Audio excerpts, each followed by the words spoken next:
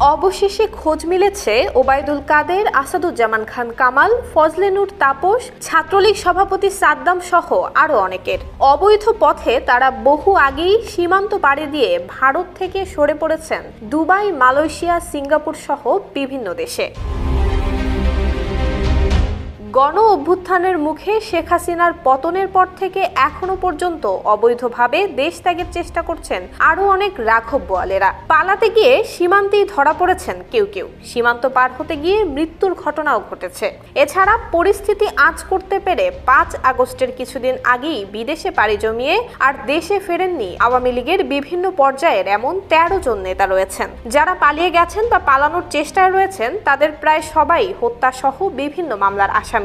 এমন অবস্থায় প্রশ্ন উঠেছে, সরকার পতনের এতদিন পরেও কিভাবে এসব ব্যক্তি দেশ থেকে পালাতে পারছেন।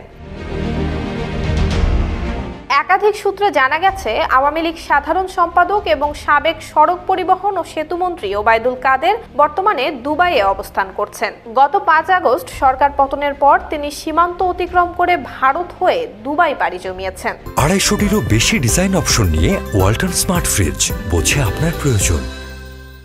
গত সপ্তাহে সাবেক স্বরাষ্ট্রমন্ত্রী আসাদুজ্জামান খান কামাল, সাবেক বস্ত্র এবং পাট মন্ত্রী জাহাঙ্গীর কবির নানক, আওয়ামী লীগের যুগ্ম সাধারণ সম্পাদক সাবেক সংসদ সদস্য আফম বাহাউদ্দিন নাসিম সীমান্ত পাড়ি দিয়েছেন। আর 5 আগস্টের ঠিক পরপরই দেশ ত্যাগ করেছেন সাবেক পররাষ্ট্রমন্ত্রী হাসান মাহমুদ, সাবেক স্থানীয় সরকার মন্ত্রী মোহাম্মদ তাজুল ইসলাম, সাবেক শিক্ষামন্ত্রী মহিবুল হাসান চৌধুরী নওফেল, সাবেক তথ্য প্রতিমন্ত্রী মোহাম্মদ আলী আরাফাত, সাবেক সংসদ সদস্য আলাউদ্দিন আহমেদ নাসিম এবং আলোচিত আওয়ামী লীগ নেতা এবং নারায়ণগঞ্জের সংসদ সদস্য শামীম ওসমান সহ আরো অনেকে।